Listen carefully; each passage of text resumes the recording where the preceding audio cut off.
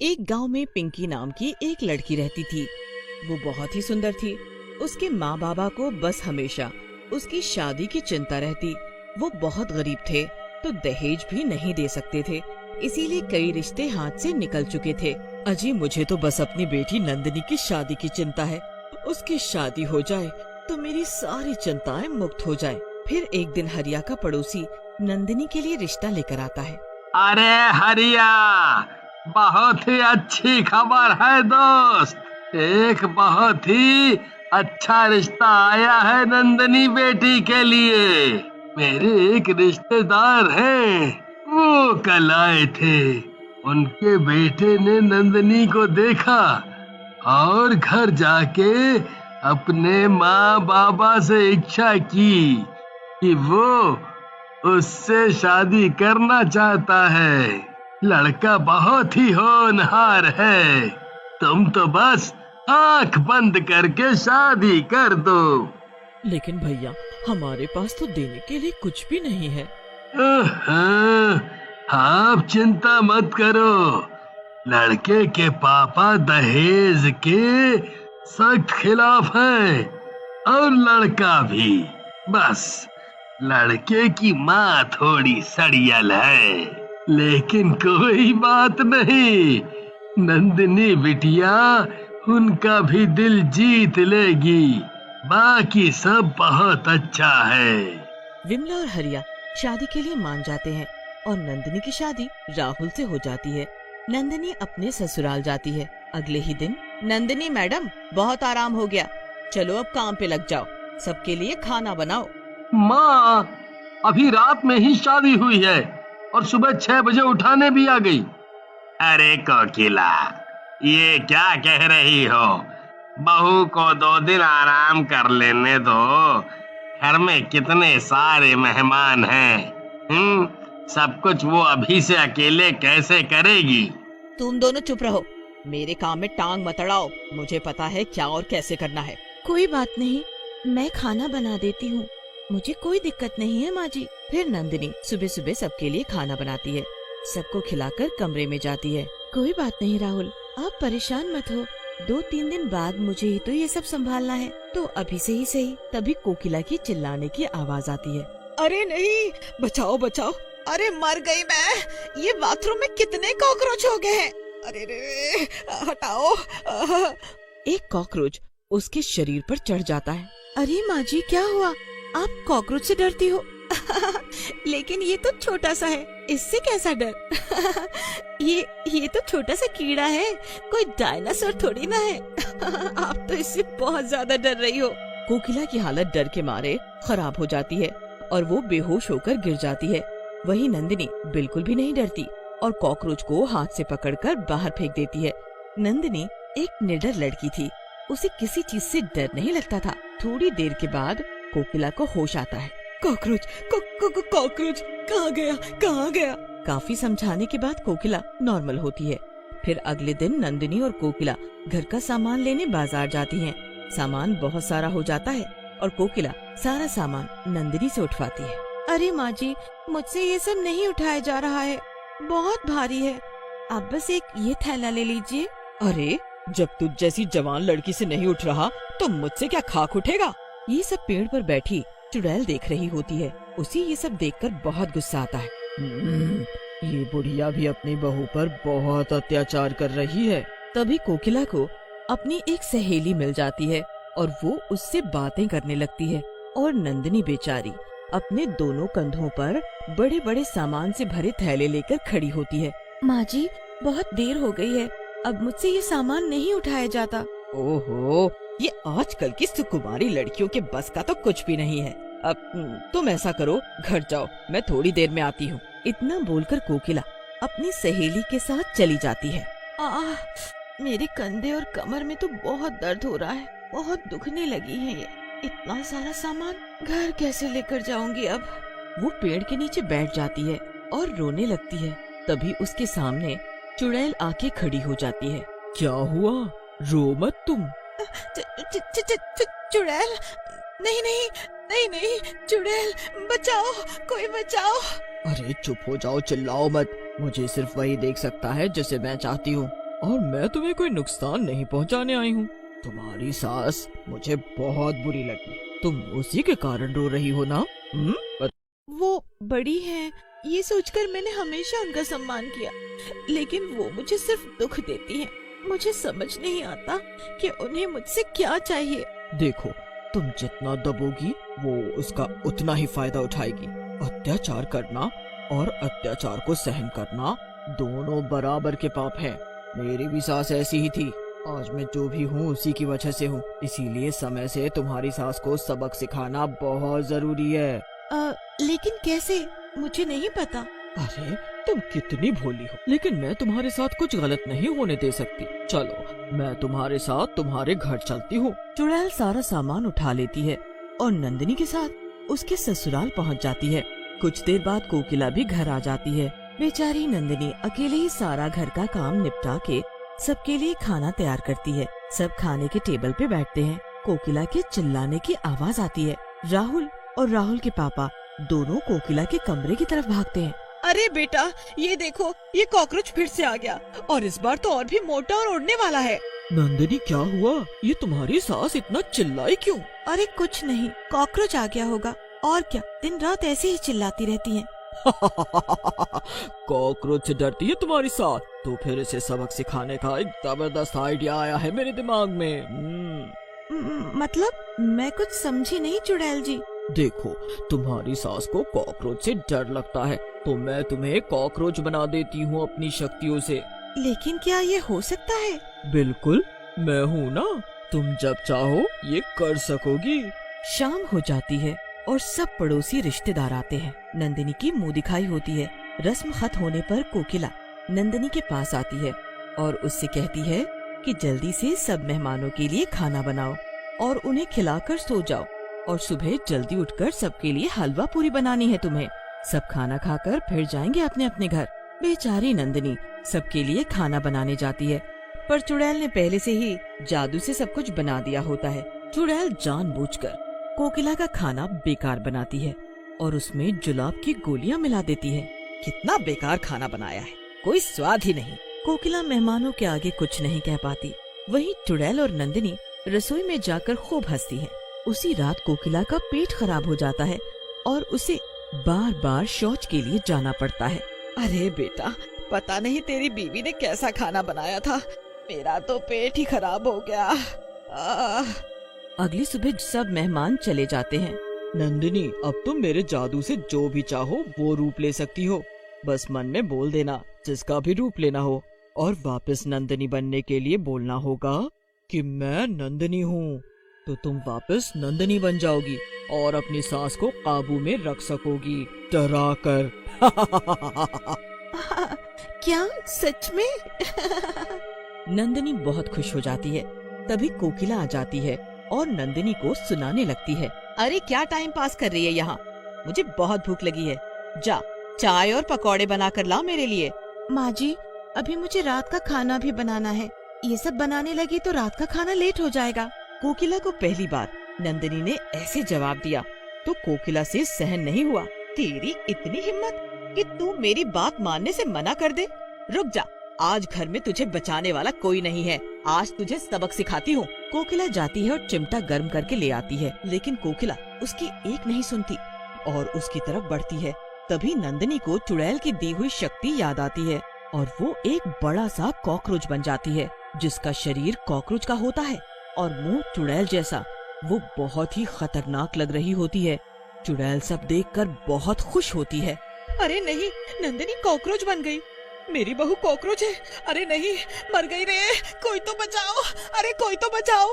अब बोलो माँ जी, मुझे परेशान करोगी? अरे नहीं बेटी, मुझे माफ कर दो, मैं तुम्हें कभी परेशान नहीं करूँगी। मुझे माफ कर दो, अपने असली रूप में आ जाओ, मुझे बहुत डर लग रहा है बेटा। फिर नंदिनी अपने असली रूप में वापस आ जाती है। बहू, आज से हम मिलजुल कर सारे काम करेंगे, बस तुम दोबारा कॉकरोच मत बनना। माँ जी, कैसी बातें कर रही हो आप? आप तो मेरी माँ जैसी हो। आप चाहे कोई काम करो या ना करो, मैं सब संभाल लूंगी। बस मैं तो आपको ये बताना चाहती थी कि बहू भी किसी घर की बेटी होती है, उन्हें यूँ बेवजह परेशान नहीं करना चाहिए। उसके बाद से कोकिला नंदिनी के साथ ठीक से रहने लगती है और चुड़ैल भी खुशी खुशी वहाँ से चली जाती है। एक बार एक पार्क में राजू और रमा बैठकर बातें कर रहे होते हैं। रमा राजू से बोलती है, राजू तुम मेरे घर कब आओगे? मेरे माताजी और पिताजी तुमसे मिलना चाहते हैं राजू। रमा की बात सुनकर राजू बोलता है, अरे रमा, मैं कोई सलमान खान हूँ जो वो मुझसे मिलना चाहते हैं? अभी थोड़ा रुको, मैं मिल लूंगा। तुम्हारे भुक्कड़ बाप को चैन नहीं है। मुझे डर है मेरी पर्सनालिटी देखकर बेहोश ना हो जाए वो। राजू की बात सुनकर रमा को और जोर से गुस्सा आ जाता है और वो राजू से गुस्से में बोलती है, ज्यादा बोलने की जरूरत नहीं है, समझे? मेरे पिताजी के 10% भी नहीं हो तुम। वो दोनों बातें कर रहे होते हैं, तभी वहाँ एक गिलहरी आकर बैठ जाती है। गिलहरी बड़ी ही चमकदार होती है। उसे देखकर रमा बोलती है, अरे चुप करो तुम, और ये गिलहरी देखो कितनी सुंदर है, और देखो ना कितनी चमक रही है। रमा की बात सुनकर राजू हंसने लगता है और बोलता है, तुम भी ना रमा, कुछ भी। अरे गिलहरी गिलहरी होती है। तुम यहाँ बैठो, मैं अभी आता हूँ कुछ खाने के लिए लेकर। ऐसा कहकर राजू वहाँ से चला जाता है, लेकिन वो गिलहरी रमा के पास ही बैठी रहती है। रमा उसे डराती है, लेकिन गिलहरी नहीं डरती और रमा की ओर आगे बढ़ने लगती है। अरे ये कैसी गिलहरी है, डरती भी नहीं, और मैं डरा रही हूँ तो मेरी तरफ ही बढ़ रही है। गिलहरी उसके पास आ जाती है। जैसे ही गिलहरी रमा के पास आती है, एक चुड़ैल के रूप में बदल जाती है। रमा ये देखकर जोर से चिल्लाती है और भागने की कोशिश करती है, लेकिन चुड़ैल उसे पकड़ लेती है। बचाओ बचाओ, ये तो चुड़ैल है, ये मुझे मार डालेगी। तू कहीं नहीं भाग पाएगी, अब तेरी मौत पक्की है। लेकिन चुड़ैल रमा को पकड़ लेती है और वहाँ से गायब हो जाती है। राजू थोड़ी देर बाद वहाँ आता है और रमा को वहाँ ना पाकर हैरान रह जाता है। अरे ये रमा कहाँ गई? लगता है नाराज हो गई। मैं थोड़ा लेट जो हो गया हूँ। फिर राजू वहाँ से चला जाता है। अगले ही दिन पार्क से कोई दूसरी लड़की वहाँ से गायब हो जाती है। उधर राजू को कई दिनों तक रमा की कोई खबर नहीं मिलती। वो रमा के घर रमा से मिलने जाता है। रमा के घर पर रमा के माता पिता रो रहे होते हैं। तभी रमा की माँ राजू के पास आती है और राजू को बोलती है, राजू बेटा, रमा ने तुम्हारे बारे में बताया था और मैं और रमा के पिताजी तुमसे मिलना भी चाहते थे, लेकिन उससे पहले रमा पता नहीं कहाँ चली गई। मेरी बेटी को ढूंढ कर ला दो। रमा की माँ की बात सुनकर राजू बोलता है, आप चिंता मत करो, मैं रमा को जरूर ढूंढ कर लाऊंगा। ऐसा कहकर राजू वहाँ से चला जाता है। उधर पार्क से कोई न कोई लड़की रोज गायब होने लगती है और ये बात धीरे धीरे पूरे शहर में फैल जाती है। ये खबर शीला और पूजा को भी पता चलती है। शीला पूजा से बोलती है, अरे ये तूने आज का अखबार देखा? क्या कह रहे हैं, एक पार्क से लड़कियां गायब हो रही हैं। लोग भी क्या क्या सोचते हैं। अरे ज्यादा मत हंस, ऐसा नहीं, कुछ न कुछ सच्चाई जरूर होगी बात में। पूजा की बात सुनकर शीला बोलती है, देख पूजा, मैं इन सब फालतू खबरों पर विश्वास नहीं करती, और रही सच्चाई की बात तो वो तो पार्क में चलकर ही पता चलेगी। मैं तो कहती हूँ पार्क में चलकर देखते हैं। पूजा को शीला की बात सही लगती है। फिर शीला और पूजा वहाँ से पार्क की तरफ जाते हैं और पार्क में जाकर एक बेंच में बैठ जाते हैं। चल अब देखते हैं कौन आता है हम दोनों को उठाने के लिए। शीला और पूजा काफी देर तक वहाँ बैठे रहते हैं, लेकिन वहाँ कोई भी नहीं आता। ये देखकर शीला पूजा से बोलती है, बहन मुझे तो भूख लगी है, मैं कुछ लेकर आती हूँ, तब तक तू बैठ, चिंता मत करना, मैं अभी आती हूँ। ऐसा कहकर शीला वहाँ से चली जाती है और पूजा अकेले बेंच पर बैठ जाती है। तभी वहाँ गिलहरी आती है। पूजा का ध्यान गिलहरी पर जाता है और वो हैरान रह जाती है। अरे वाह, कितनी सुंदर गिलहरी है, और तो और डर भी नहीं रही है। जैसे ही गिलहरी पूजा के पास पहुँचती है, वो एक चुड़ैल बन जाती है। अरे ये तो एक चुड़ैल है, बचाओ बचाओ, गिलहरी एक चुड़ैल बन गई है, बचाओ मुझे, कोई बचा लो मुझे। पूजा को यूं चिल्लाता देख चुड़ैल हंसने लगती है और बोलती है, इस पार्क में तुझे बचाने के लिए कोई नहीं आएगा, अब तू मरेगी। लेकिन पूजा चुड़ैल को धक्का देकर पार्क से भागने लगती है। चुड़ैल गुस्से, चुड़ैल को धक्का मारा, मैं तुझे जिंदा नहीं छोड़ूंगी, तेरी इतनी हिम्मत, रुक बताती हूँ तुझे। भागते भागते पूजा को शीला मिलती है। शीला पूजा से पूछती है, अरे पूजा, ऐसे क्यों भाग रही हो? क्या हुआ? पीछे कोई भूत पड़ गया है क्या? शीला की बात सुनकर पूजा गुस्से में बोलती है, भूत का तो पता नहीं, पर तेरी बहन चुड़ैल जरूर पीछे पड़ गई है, और अगर अपनी जान बचानी है तो तू भी यहाँ से भाग ले। तभी चुड़ैल भागते भागते उन दोनों के सामने आ जाती है और बोलती है, मैं तो सिर्फ तुझे पकड़ने के लिए आई थी पूजा, लेकिन मुझे तो शीला भी मिल गई। ये तो सचमुच में चुड़ैल है, लेकिन ये हमारे क्यों पीछे पड़ी है? चुड़ैल शीला और पूजा दोनों को पकड़ लेती है, लेकिन तभी वहाँ राजू आ जाता है और चुड़ैल को डंडे से पीटने लगता है। शीला और पूजा दोनों चुड़ैल के हाथों से निकल जाती हैं। चुड़ैल भी घबरा जाती है और बोलती है, मैं अभी तो जा रही हूँ, लेकिन तुम सबको मैं देख लूंगी, एक एक करके तीनों को मारूंगी। चुड़ैल के जाते ही राजू, पूजा और शीला चैन की सांस लेते हैं। राजू उन दोनों से बोलता है, मुझे शुरू से ही कुछ ठीक नहीं लग रहा था। ये चुड़ैल लगता है मेरी रमा को मार कर खा गई है। राजू की बात सुनकर पूजा कहती है, तुम उदास न हो राजू, हमें पुलिस के पास जाना चाहिए और उन्हें इस बारे में सारी बात बतानी चाहिए। वो लोग कोई न कोई रास्ता जरूर निकालेंगे। वो कुछ नहीं करेगी, मैं उनके पास गया था, वो तो इसे मेरी मनगढ़ंत कहानी बता रहे थे। वो कुछ नहीं करेंगे, हमें ही कुछ करना होगा। राजू की बात सुनकर शीला बोलती है, मुझे राजू की बात सही लग रही है शीला, हमें किसी साधु बाबा के पास जाना चाहिए और उनसे मदद लेनी चाहिए। फिर राजू, पूजा और शीला एक साधु बाबा के पास जाते हैं और उन्हें सारी बात बताते हैं। उनकी बात सुनकर साधु बाबा बोलते हैं, तुम लोग चिंता मत करो और ये माला लो, इसे पहन लो। जब तक ये माला तुम्हारे गले में है, कोई भी तुम्हारा कुछ नहीं बिगाड़ सकता। मैं आज रात समाधि में बैठूंगा और फिर इस चुड़ैल का कुछ करता हूँ। फिर वो तीनों अपने गले में माला डालकर वहाँ से चले जाते हैं। रात में राजू जब सो रहा होता है तो चुड़ैल उसके घर पर आ जाती है। बड़ी गहरी नींद सो रहा था, इसे आज पक्की नींद में ही सुला देती हूँ। ऐसा कहकर चुड़ैल राजू का गला दबाने के लिए उसके गले की ओर हाथ बढ़ाती है, लेकिन जैसे ही वो राजू का गला पकड़ती है, उसको जोर से झटका लगता है। चुड़ैल दूर जा गिरती है। हाँ, लगता है इस दुष्ट ने कोई टोटका कर रखा है, इसे बाद में देखती हूँ, उन दोनों लड़कियों को मार देती हूँ। ऐसा कहकर चुड़ैल वहाँ से चली जाती है और पूजा और शीला, जो कि पूजा के घर ही सो रही होती है, उनका गला दबाने की कोशिश करती है, लेकिन उसे फिर से जोर का झटका लगता है। ऐसा कहकर चुड़ैल एक बड़ा सा पत्थर लेकर सोई हुई पूजा और शीला की तरफ बढ़ती है, लेकिन तभी वहाँ वही साधु बाबा आ जाते हैं। चुड़ैल उन्हें देखकर घबरा जाती है और बोलती है, बुड्ढे बुड्ढे, तू फिर आ गया? लगता है तू मेरा पीछा नहीं छोड़ेगा। चला जा यहाँ से, नहीं तो मैं तेरी जान ले लूंगी। चुड़ैल की बात सुनकर बाबा हंसने लगते हैं और बोलते हैं, वो तो तू कई बार कोशिश कर चुकी है दुष्ट चुड़ैल, चल एक बार और कोशिश कर ले।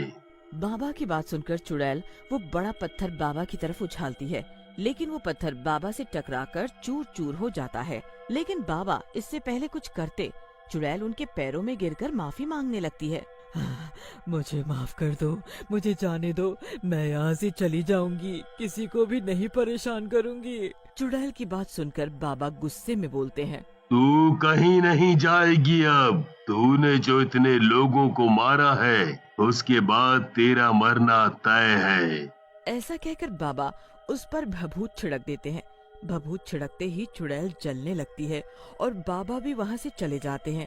अगली सुबह जब पूजा और शीला उठती है तो उन्हें वहाँ राख दिखती है। अरे शीला, ये कमरे में राख कैसी है? किसी ने आग लगाई थी यहाँ क्या?